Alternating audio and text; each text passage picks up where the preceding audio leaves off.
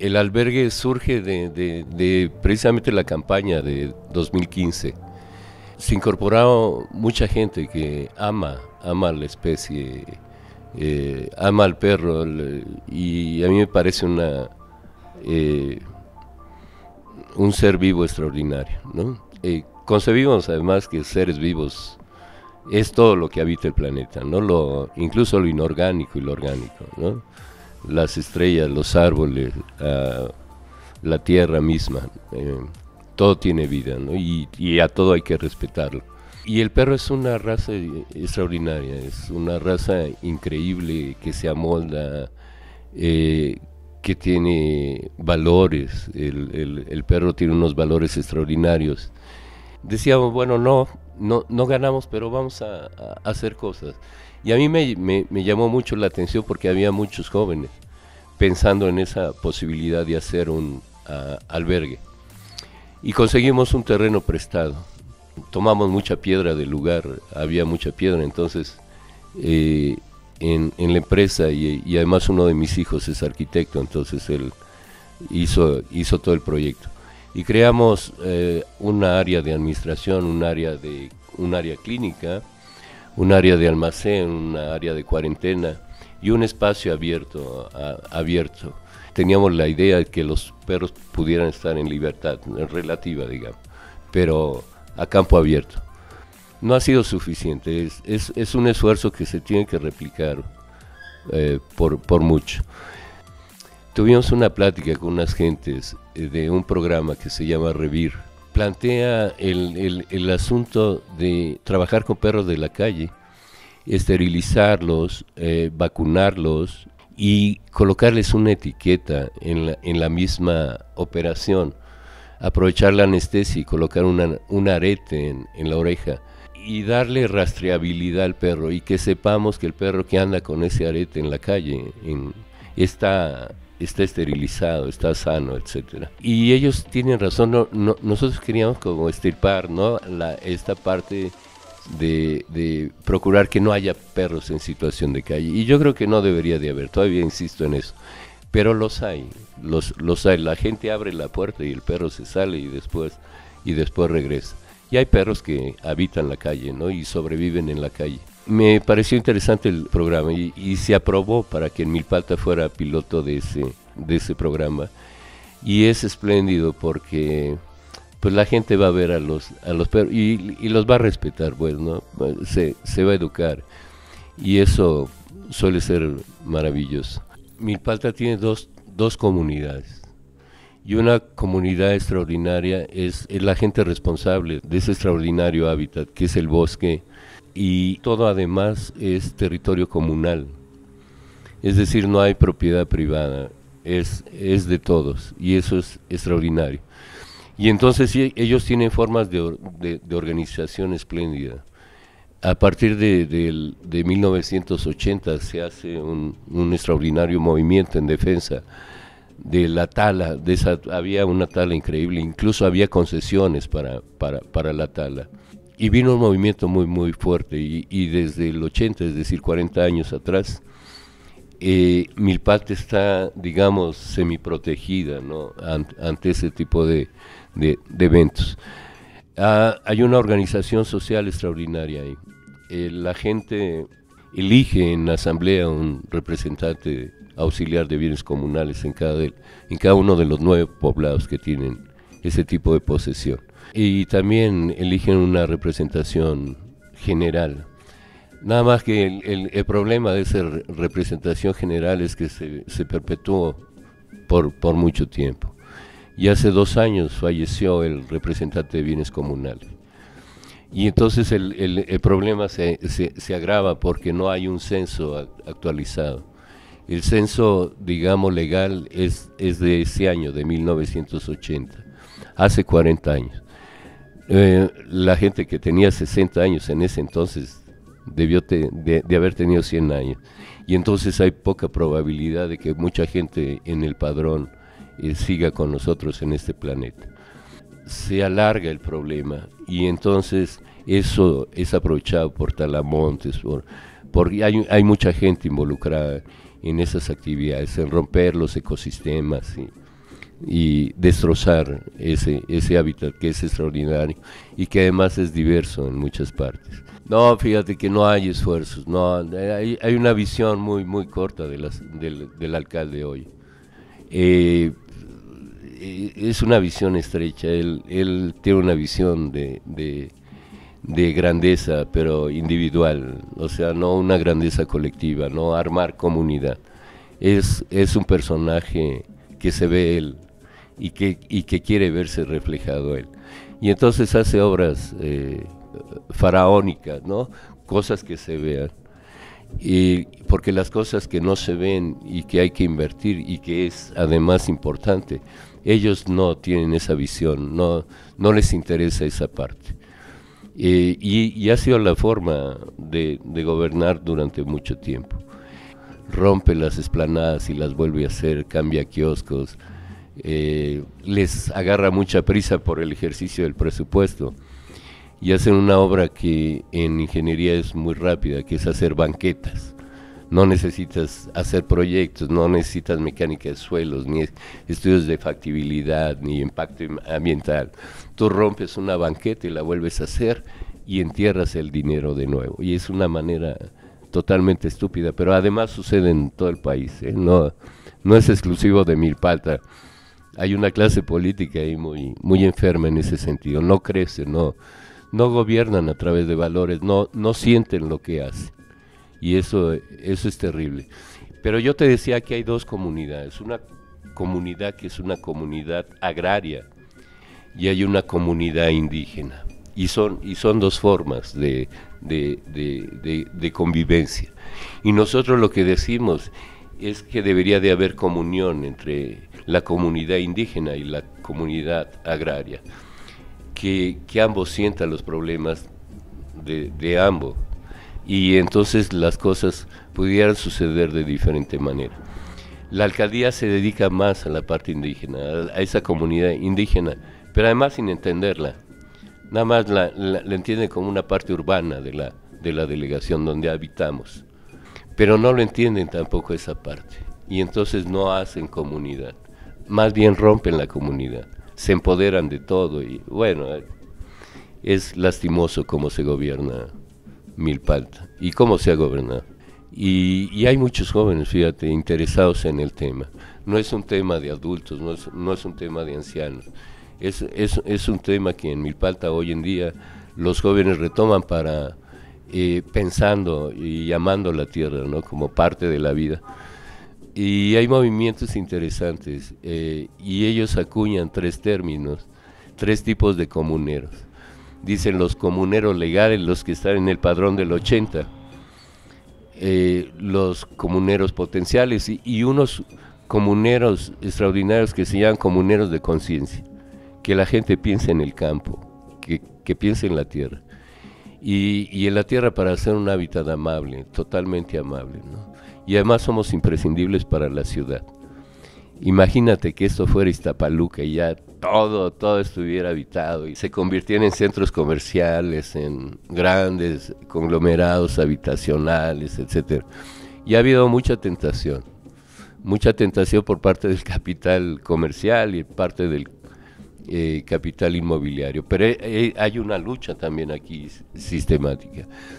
Pero también hay mucha pelea dentro de la comunidad agraria, están divididos, no se ponen de acuerdo, no, digamos, no hay, está rota también esa parte de la comunidad, porque ha habido apoyos, proyectos, dinero que para aplicarlo en la tierra, en el bosque, y se han desviado un poco esos dineros, y entonces la gente se pelea nada más por el dinero, ¿no? Y las autoridades, sobre todo de orden federal y a nivel de la Ciudad de México, provocan esa parte. Es decir, apoyan proyectos que no tienen mucha sustentabilidad. Y entonces es un dinero que no se aplica y únicamente se reparte entre los comuneros locales. Y crea guerras enteras, es decir, hay asambleas de comuneros donde salen peleados. Y peleados en serio, a golpes, físicamente. Y entonces ellos peleados, entonces eso lo aprovechan los talamontes para desequilibrar todos los ecosistemas y hacen un desastre en Milpalta. Pero yo creo que tiene soluciones y tiene solución haciendo un gobierno que respete a todos. Y entonces, si el gobierno respeta y no vulnera derechos de la gente y la toma en cuenta, la gente también empieza a respetar. En redes sociales es lastimoso. Es decir, la honorabilidad que pudiera tener un puesto de gobierno se desaparece. No hay honor. No se honra a la figura, se golpea sistemáticamente. Y siempre es casi habitual ver mentadas de madre, groserías hacia las autoridades. Ellos irrumpen en contra de la gente y la gente irrumpe. Pero además sucede un fenómeno más desastroso, que es que también se rompe la comunidad, no se falla la comunidad. Y la comunidad empieza a faltarse al respeto entre sí. Y empezamos a tirar basura. Empezamos a no dar el paso a peatones. Empezamos a tomar las calles como cantinas. Es decir, romper esa posibilidad de hacer comunidad. Sí, no, sí, es todo un reto y además el tiempo que hay para el ejercicio. O sea, son 3 años. Incluso los políticos habituales piensan que es un año de aprendizaje, un año de hacer y un año de despedida. Y entonces son tiempos cortísimos, ¿no? Pero lo piensan así porque tampoco traen proyecto. Y no llegan con un proyecto, llegan nada más a acomodar gente, a que la gente tenga empleo. Y empleos bien remunerados, ¿no? Hasta cierto punto. Entonces se engolosinan con eso. Y entonces aprenden a administrar, a ver y hacer informes, a hacer papeles, a hacer burocracia dentro de la administración. Y ya, a eso se dedican. Y les entra desesperación, serio. O sea, Milpalta tiene 1.400 millones de pesos. Y 700, alrededor del 700 se gastan en dinero para sostener todo el aparato. Y los otros 700 se van. Y de esos 700 que se ejercen, el 80% siempre lo toman en obra pública. Porque creen que hacer obra pública es el sentido del gobierno. Y entonces no es la gente en sí, ¿no? O sea, no es hacer muchos albergues, no es hacer centros de desarrollo humano, no es hacer casas de cultura extraordinarias, equipadas, con todo el personal bien pagado. Hay muchos artistas, promotores culturales que pueden hacer caminar las casas de cultura sin ningún problema. Y hacer salud comunitaria. Es decir, enseñarle a la gente a comer, a vivir, a respetarse, etcétera, a su entorno, tenerlo amable, etcétera. Nosotros pensamos que muchas calles en Milpalta podrían ser calles verdes. Yo llegué a Milpalta hace 40 y tantos años y llegué también políticamente con una tarea. Y a mí me encantaba ver Milpalta, las calles, todas las bardas llenas de bugambilias, increíble. Y de veras, eran calles de tierra, limpias, además limpias, barridas, así como húmedas, y bugambilias por todos lados, así, calles esplendorosas, increíbles. Y eso se ha perdido, o sea, hemos hecho un tipo de modernización jodida, equivocada, trastocada. Y entonces debería de haber muchas calles verdes. Debería de haber corredores culturales, que una calle convertirla en un corredor cultural, donde pase la gente y vea cosas, ¿no? Interesantes. Y de repente ahí, en esa misma calle, en lugar de una fiesta, ¿no? Que ya ves que las fiestas luego se hacen en las calles, hace un evento ¿no? Música, teatro, etcétera. Pero eso no lo ven, o sea, ellos quieren obras faraónicas, ¿no? Así, que tengan vista, pero sin pensar en que la gente tenga disfrute y beneficio, ¿no?, de las cosas. La gente que marcha de niño con un arte y que se disciplina y que lo hace, es un buen ciudadano, es un extraordinario ciudadano. Es una gente que no se desvía. Y entonces hacer cultura a través de las artes es espléndido. Es decir, un niño que toca piano, que toca guitarra, que hace teatro, que danza, es un extraordinario ciudadano, serio, va a crecer en medio de una disciplina y de un ambiente diferente. Y entonces se hace imprescindible. Y yo digo que también el deporte hecho en disciplina, y además utilizar muchas disciplinas. A mí me encanta ir a la delegación Benito Juárez, que por cierto es gobernada siempre por el PAN. Ellos en los centros deportivos tienen disciplinas increíbles, es decir, tiro en arco,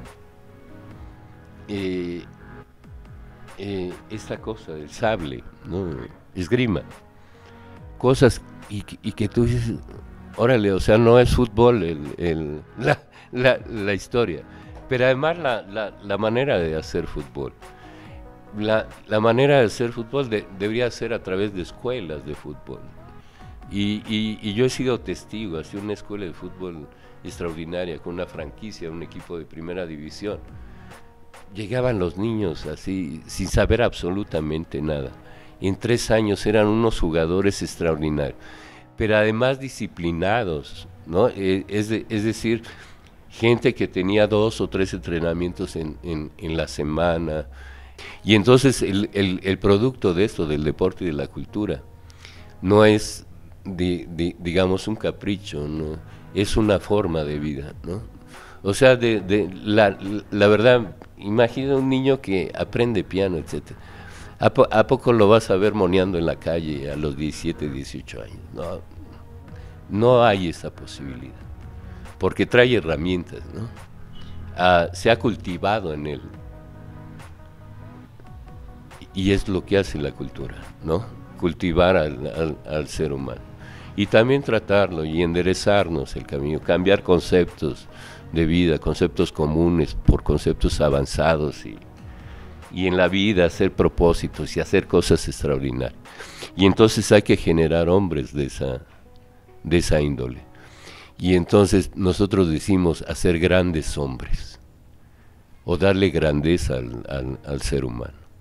Y entonces trascender, transformar, pasar el tiempo que ocupamos en este planeta en poder trascender y transformar las cosas, y como una misión del ser humano. Y por eso es que es imprescindible la cultura, no es una concepción de élite, no, es una cuestión que tiene que ser parte de la vida. El fútbol, porque pues todo el mundo lo jugaba. Y llegué a jugar muy bien, con los 2 pies le puedo pegar a la pelota y no tenía ningún problema. Nunca estuve estudiando fútbol, ¿no? Era parte del ejercicio diario, y entonces desde la cáscara hasta el partido ya en una cancha. Y el voleibol lo ocupé mucho en la preparatoria y me encantó. Estudié en la Prepa 7 de la UNAM y después estudié en la Facultad de Química de la UNAM. Y después estudié matemáticas en la UAM. Y después, hace muy poco tiempo, tengo 2 años que me recibí de ingeniero industrial. Fui a un tecnológico de aquí de San Juan Tepenagua y pasé 4 años y medio maravillosos. 4 años, porque medio me lo robé por hacer campaña en el 2015. Ese semestre no acudí a la escuela y lo hacía yo presencial, de 7 de la mañana a 1 de la tarde. Y entonces convivía yo con chavos de 18, 20 años, ahí magníficos, que por cierto, entre broma y serio me decían, tú nada más vienes a robarnos energía. Los jóvenes necesitan como una especie como de tutor ahí metido en el asunto.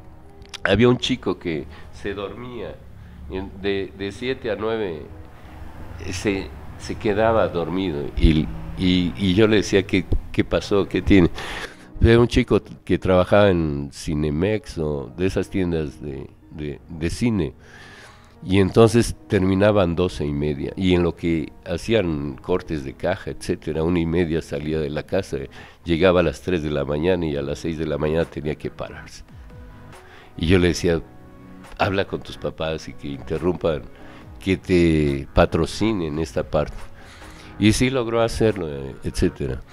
Y, y entonces yo pensé, la verdad que debería de haber ahí como una especie como de tutor que de repente los jalara y decir, a ver, ¿dónde vas?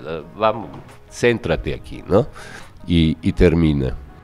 Y he escuchado muy malos comentarios de los institutos tecnológicos que hay en San Salvador y en San Juan, en Tláhuac, etcétera, que el nivel está bajón. Puede ser, funcionan con muchas carencias. Tienen el presupuestos cortísimos. Hay un desprecio ahí por la educación. Pero es una posibilidad extraordinaria. Yo digo, todos los niños que están ahí, o jóvenes, no están en la calle. Y eso es extraordinario, ¿no? Es una posibilidad de estar en algún lado para crecer. Y sí, salimos de esa generación. Éramos 40 porque nos fusionaron con 2 grupos, salimos como 6 gentes ahí, casi en tiempo y forma, ¿no? Mira, en este país la Secretaría de Educación Pública es una especie como de lugar para pagar cuotas políticas. O sea, siempre llega un político ahí que nada tiene que ver con la educación, pero así absolutamente nada. Y el secretario de Educación Pública actual, ¿no? Y voy a hablar mal, pues, ¿no? Y a lo mejor cuesta la candidatura, pero es Esteban Moctezuma Barragán, o sea, ¿no? Un empleado de Salinas Pliego y buena gente. Yo conozco a sus hermanos, a Pedro y a Pablo Moctezuma Barragán, que son extraordinarios, unos luchadores increíbles, sociales. Pero también la sesión anterior, ¿no? Era un pago el Bester Gordillo. Y el que sigue es un pago al tal político, etc. Como que desprecian esa parte que es sumamente importante, ¿no? Socialmente, o sea, imagínate cuánta gente no hay con una capacidad increíble para dirigir esa secretaría. Y entonces pudiéramos platicar otra historia, serio, la educación en este país ha ido en decremento, pero permanente. Mira, yo pienso que el agua es un derecho universal, ¿no? Que el agua es de todos, absolutamente de todos. Y como derecho universal, pues todos tendríamos derecho, ¿no? A vivir con este líquido. Pero y esta zona de Milpa es una zona extraordinaria que permite recarga, porque hay una zona libre que permite que el agua permee, etcétera, y que se carguen mantos acuíferos. Y pudiera ser, es decir, como el agua no es de nadie, pues el agua que sea de todos, ¿no? Y yo creo que puede ser justo que haya extracción de agua en Milpalta y se la lleven a donde quieran, o sea, no hay ningún problema. El problema es, primero, no se consulta nada, ¿no? Es decir, alguien llega con una idea y va, pum, la quiere imponer, y se acabó. Y sin pedirle permiso a nadie, ¿no? Como si los dueños de la tierra tampoco existieran, ¿no? Y son tierras comunales, que repito, son tierras de todos. Y eso es muy grave. Ustedes digan qué hacemos. Y entonces que la gente al interior de Milpalta decida qué, cuánto y cómo. Y sería otras las formas. Y en Milpalta el abastecimiento de agua es desastroso, ¿no? Se hace por tandeo, muchas partes de la comunidad no tienen agua, les llevan el agua con pipas, se llenan perones y es muy triste ver ahí una batería de perones cuando se puede construir una gran pileta ahí bonita hasta con un mural precioso y ya que la gente se abastezca, que se ocupe un lugar alto y haya presión baje, y ese tipo de obras pudieran ser necesarias. Bueno, pero hay muy poca visión sobre eso. Fíjate, el dato interesante de aquí es que hay 11 pozos de extracción que proveen el agua a Milpalta. Y de esos 11 pozos, toda el agua que se extrae, el 45% se tira por deficiencias en todo el sistema. 45% del agua que se extrae y que abastece Milpalta se desperdicia, no se ocupa. Y hay una carencia increíble. En todos lados nos llega el agua 2 días, ¿no? Y quien puede hacer una cisterna sobrevive, ¿no? Quien tiene un tinaco y se interrumpe 2, 3 veces esa forma de abastecimiento, se quedan sin agua, ¿no? Es fatal vivir con un problema en un territorio que tiene agua, ¿no? El político es una parte de la sociedad que está muy desprestigiada, ¿no? Debería ser diferente, porque hacer política debería ser un ejercicio extraordinario. Es decir, política es el convencimiento a través de los argumentos para tomar decisiones. Nada más, eso es política.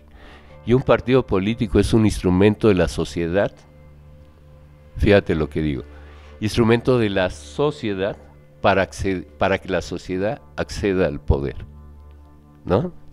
Está padre. Pero el político en este país se ha definido de manera diferente, totalmente diferente.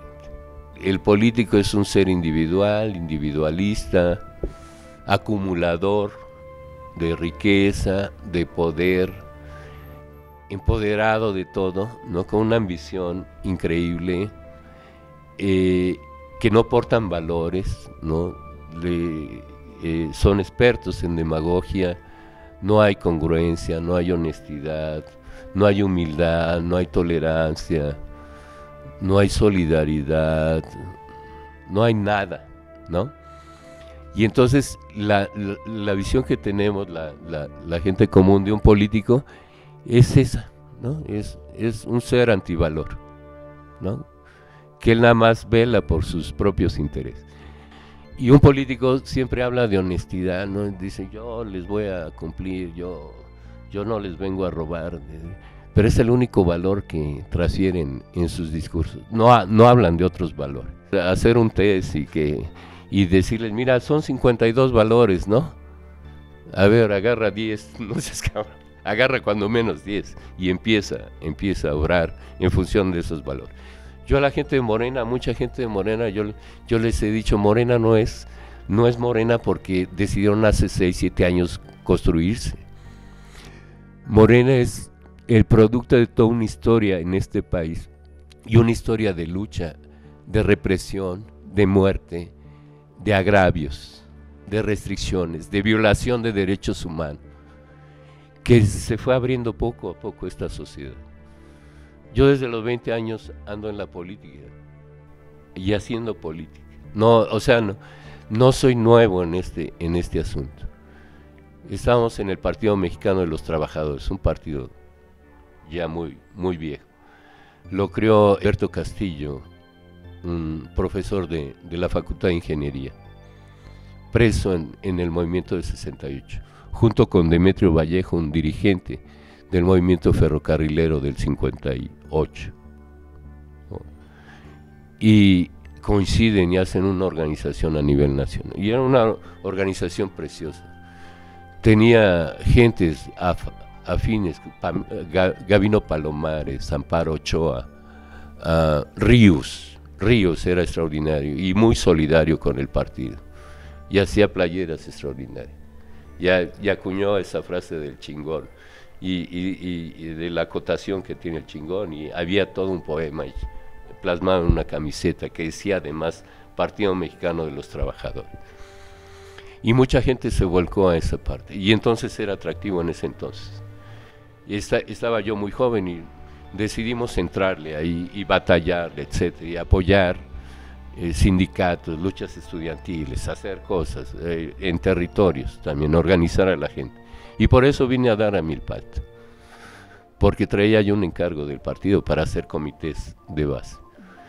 Pero sin embargo hicimos una banda y me acusaban en el partido porque éramos un club que veníamos y hacíamos teatro al aire libre, en las plazas nos montábamos, hacíamos conciertos, hacíamos cine, y cine con formato de ese del 16, de los carretes, ¿no?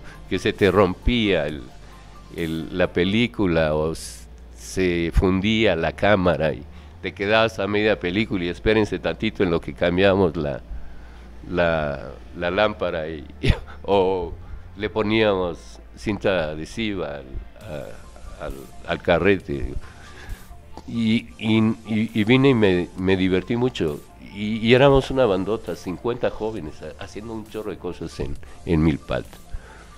Pero en el partido me regañaban porque decían, tú nada más te vas a divertir, dinos cuántos comités de base. Y fíjate, yo les decía, pero estamos haciendo cosas extraordinarias. Y te lo juro que todos, o en su inmensa mayoría de esos 50 jóvenes, fueron extraordinarios después. Tuvieron un crecimiento increíble. Algunos sí dedicados a la política, de manera franca. Pero otros desarrollando una vida increíble.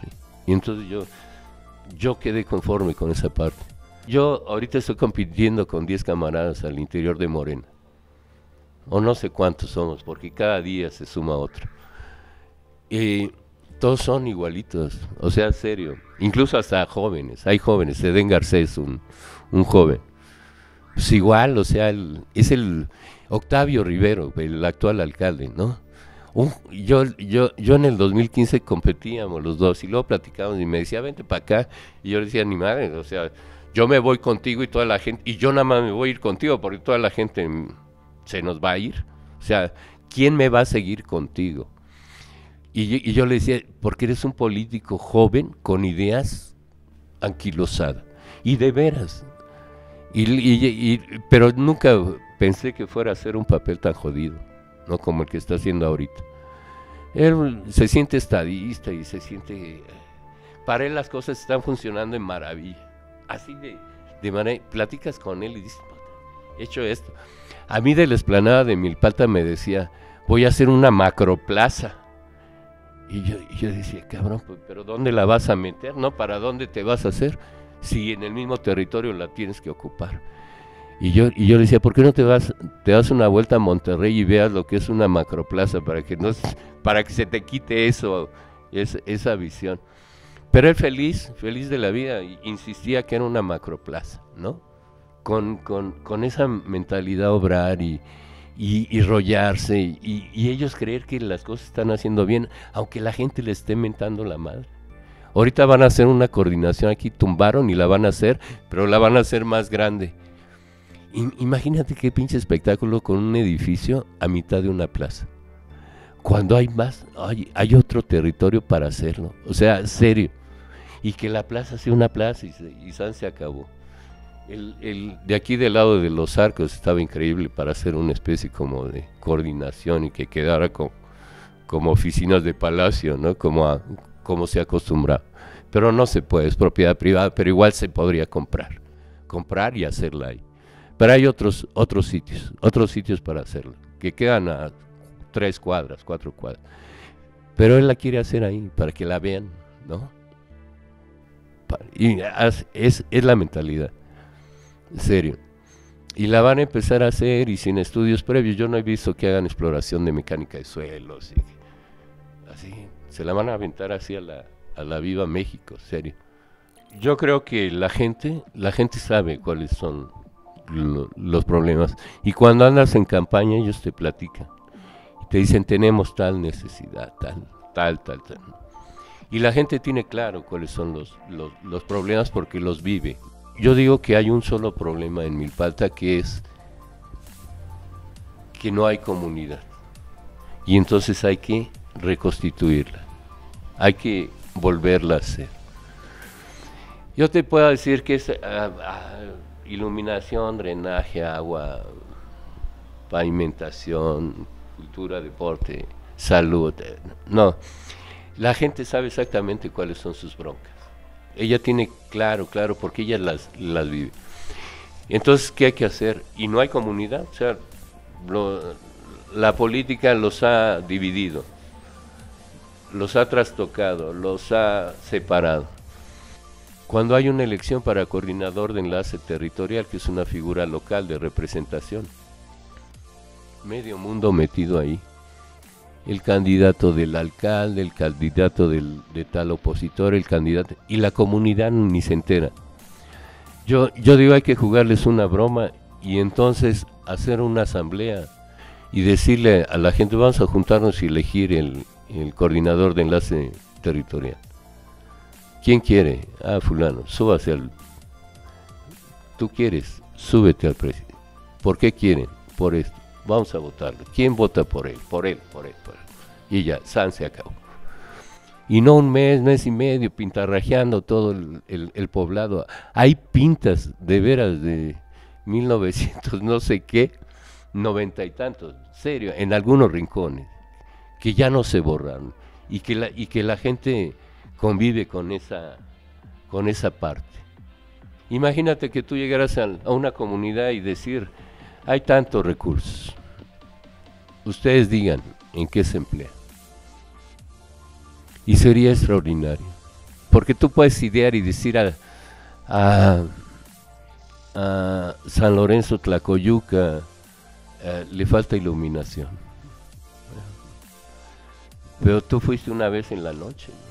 Y ellos viven 365 días en las noches.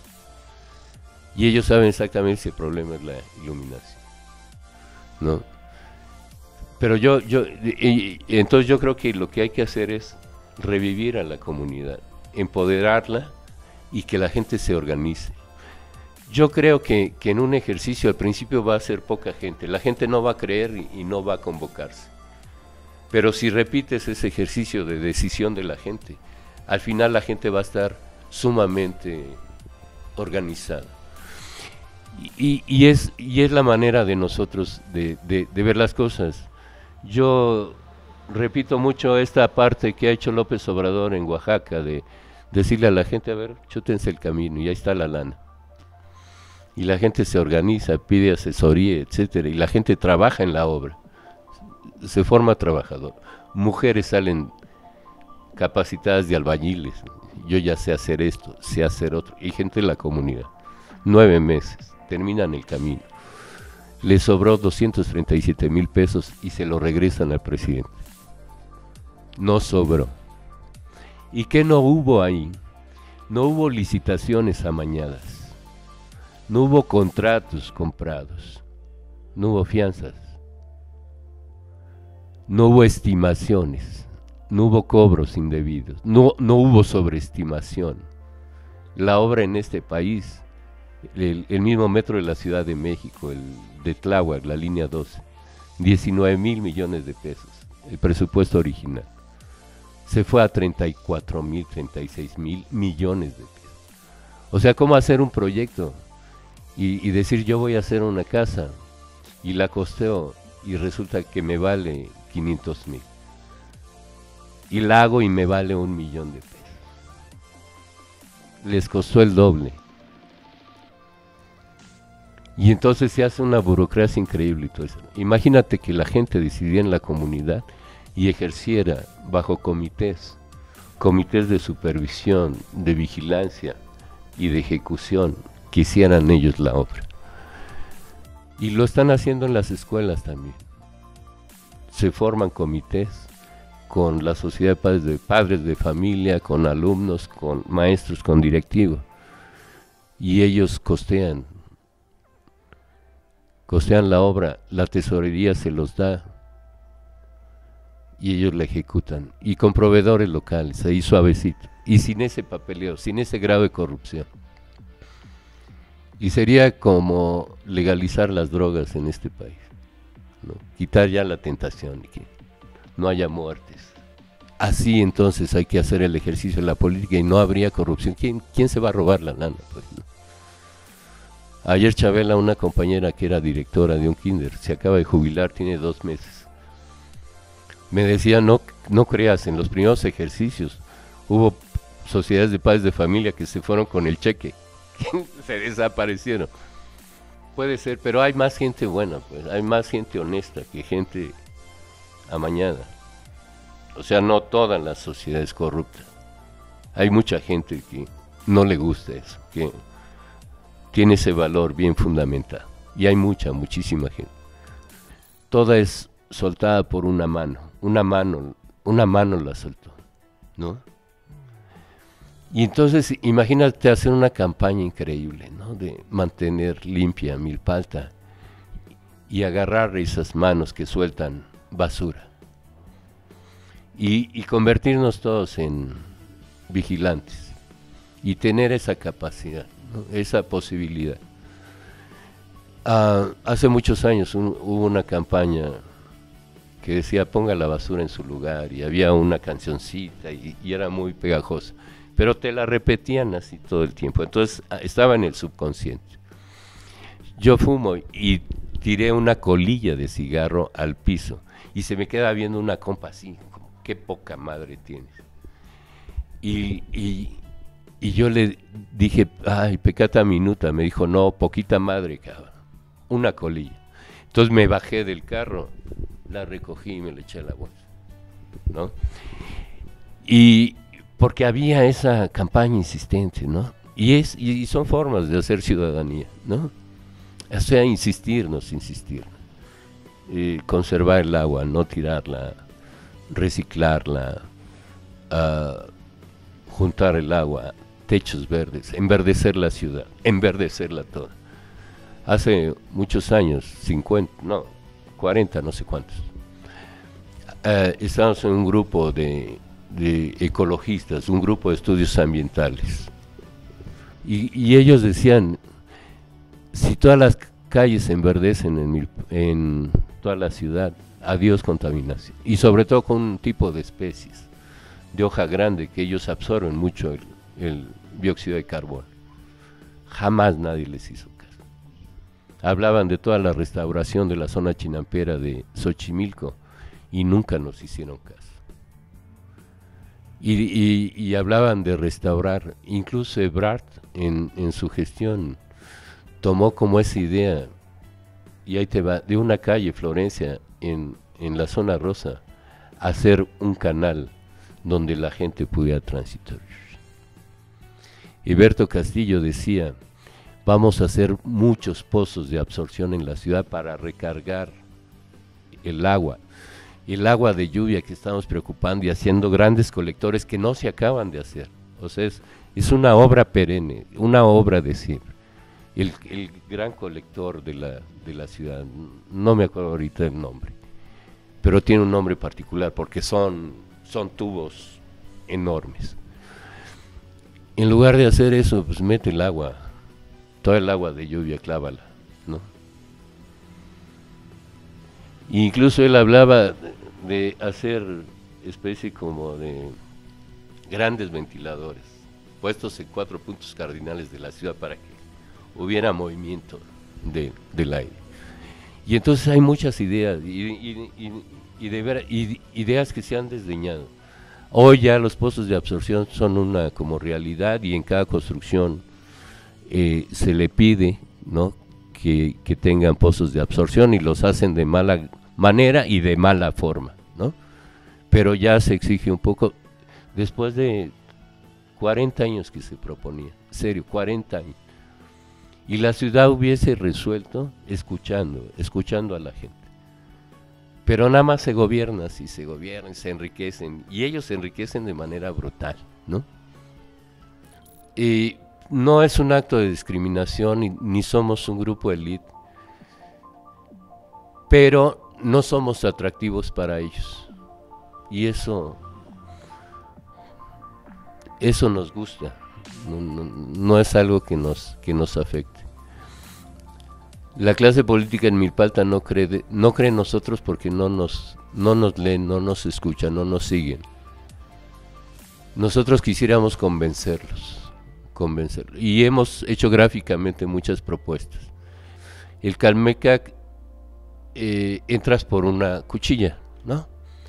Y está el Boulevard Nuevo León. Nosotros hicimos un proyecto extraordinario de comerse una parte del terreno de la avenida Nuevo León y llegar al Calmecac. Y entonces con una entrada arquitectónica maravillosa, un teatro al aire libre, juegos infantiles, espacio escultórico. Imagínate entrar a una casa así, pues te llama, ¿no? Y sería espléndido. Y la hemos publicado y hemos... hay un proyecto que nosotros decimos Casa de los Mil Colores, que puede ser una especie como entre asilo y albergar a migrantes que llegan a esta comunidad en busca de trabajo, sobre todo con los productores de nopal, y en lo que los hallan la pasan mal, 2-3 días la pasan jodido. Nosotros decimos, vamos a abrir una casa que se llame de los 1000 colores. Y entonces agarramos también un terreno ahí sobre el bulevar, muy cerca de la gasolinera. Hicimos una casa de los 1000 colores de manera virtual. Hicimos un gran centro de transformación de productos del campo, particularmente del nopal, y virtualmente nos robamos una extensión grande de terreno a un costado de la Federal, a la altura de San Lorenzo, Tlacoyuca. Hicimos un proyecto ahí, muchas juntas, empresas de transformación, para ocupar la misma logística y no hacer muchas divididas, sino en un solo espacio, agradable y todo eso. Y donde se pudieran ocupar muchas gentes, donde se le pudiera dar plusvalía, valor a los productos del campo y regular el precio del nopal, que todos lo saben, en todo el año anda en el piso y después en el cielo, y traen un relajo ahí. Y entonces, si metes... si transformas el producto, regulas el precio y puedes mantenerlo siempre y beneficias a todos los pequeños productores. Pero además das un chorro de empleo porque lo estás transformando. En el mundo entero existe una demanda increíble por nopal deshidratado. Y Milpal te está esperando a que le caigan las ideas. Y entonces ellos no nos ven, no nos escuchan, ellos andan en su rollo. Y yo me reúno con ellos y yo conozco a todos, a todos, y me llevo bien con todo el mundo. No, yo no tengo enemigos, o sea, no admito esa figura en mí.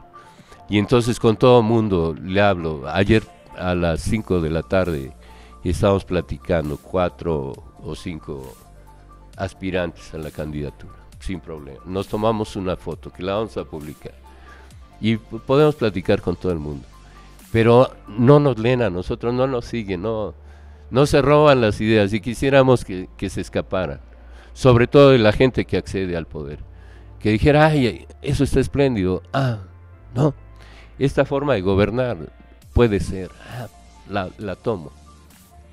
Y eso sería extraordinario. Sería una forma de trascender sin necesidad de estar en el poder, ¿no? O sea, no queremos el poder por el poder.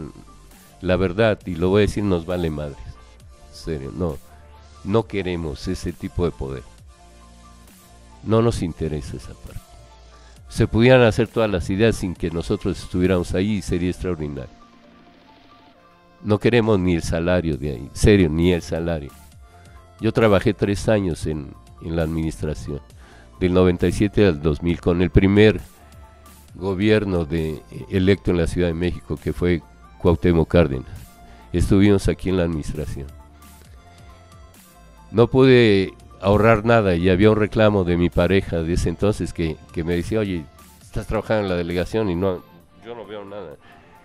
Le digo, porque se convirtió en una alfombra para un centro para niños con discapacidad, para que ahí puedan retosar y todo ese rollo. Se convirtió en vidrios para inaugurar un centro comunitario. Se convirtió en ayudas para gente, se convirtió en esto, y ahí está el dinero. Si lo quieres ir a ver, ahí está. Porque además trabajaba yo, tenía yo la empresa y de ahí salía el recurso.